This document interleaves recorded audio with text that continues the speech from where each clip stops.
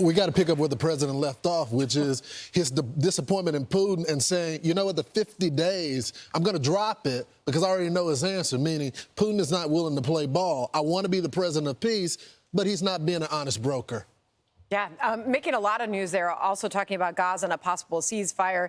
The president saying you have to end it. Other nations are going to have to step up. Obviously very willing to talk. They're about to sit down now, obviously, with Starmer, in what will be a very interesting discussion on global relations. So I don't know if you picked up over the weekend, you have the French saying, I'm recognizing the Palestinian Authority and a Palestinian as a nation. Well, where exactly? Another guy you picked up is defiled and diminished and corrupt, spoiled billions from the people. Number two is they want a ceasefire. But the problem is Hamas is a ceasefire. So they have stopped cessation of violence in that area in order to get more aid in. But they've already given enough aid to feed Gaza 15 times. It's not getting to the right people. They're airdropping it too. So the UK doing a lot and Jordan doing a lot. But the people predominantly giving the aid is still the United States. We tried to streamline that situation, but we're still losing 5 IDF fighters a week. So there's still fighting going on there. So Lindsey Graham says over the weekend, you know what? We might have to do this Tokyo-Berlin style. If you're not going to give us the hostages, perhaps the IDF has to just go and get them. And I know there's risks inherent in that, which is why they haven't done anything. But what else are you going to do? To that point, just what we know from the intelligence from Israel, they have surrounded the remaining hostages with explosives and everything. And so this is why they haven't gone in. And to your point, Brian, the international pressure that has happened that the president's going to have to deal with, because he dismissed Macron and said, okay, he's a non-factor here. And he hopes that the prime minister of the UK doesn't acknowledge the Palestinian Authority as being a country there. And we're watching the images of these Palestinians who are starving. It's horrendous. It is horrendous. It's horrific. But the people that are responsible is Hamas. It is nobody else. Yeah, and a reminder, obviously, that all of this is happening with the backdrop of this massive trade deal getting done. Meeting with Starmer, he was asked, the president there just a few moments ago, about the UK-US relations, and he said, Starmer did, that it's unparalleled. And President Trump saying it's only getting stronger with a trade deal like this. $750 billion in U.S. energy purchases. You're talking $600 billion in investments. I mean, this is a massive deal, which is the backdrop of that meeting today. All right, senior White House correspondent Peter Doocy joins us live outside the White House. Hey, Peter.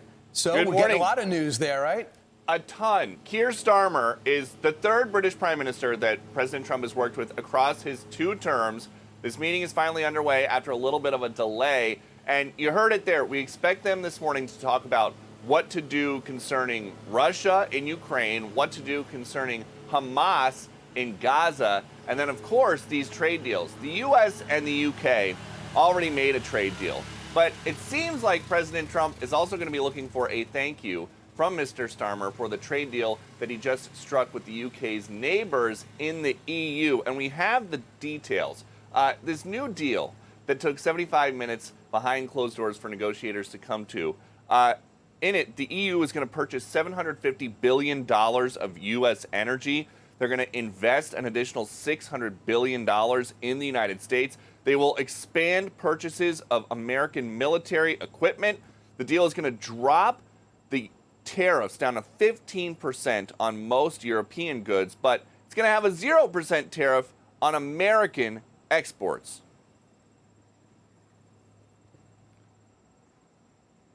I think it's great that we made a deal today instead of playing games and maybe not making a deal at all. I think it's, I'm going to let you say, but I think it's the biggest deal ever made. We have a trade deal between the 2 largest economies in the world.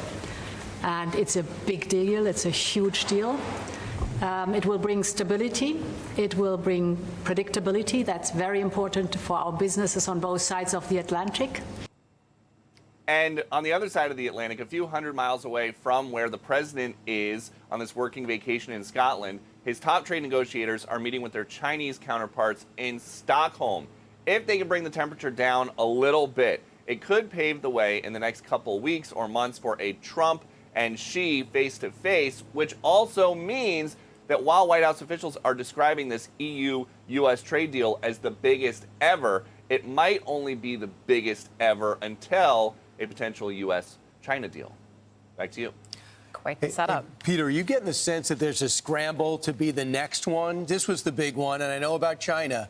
But are there other countries seemingly lining up to bring it across the finish line before August 1st? Yes, and the biggest giveaway is that we're not seeing united trade embargoes against the U.S. Yeah. Countries are not trying to meet President Trump's aggressive trade posture with their own aggressive trade posture. Mm-hmm. They are trying to negotiate to make things as good as they can for themselves, and we'll see. And again, the deadline could slide a little bit. It's slid to like August 12th for the Chinese side to make a deal, which is why we get a sense that things are happening there. But because people are actually trying to play by the rules that President Trump is setting for the global economy, it does seem like there's a big rush to get this done by the end of this week.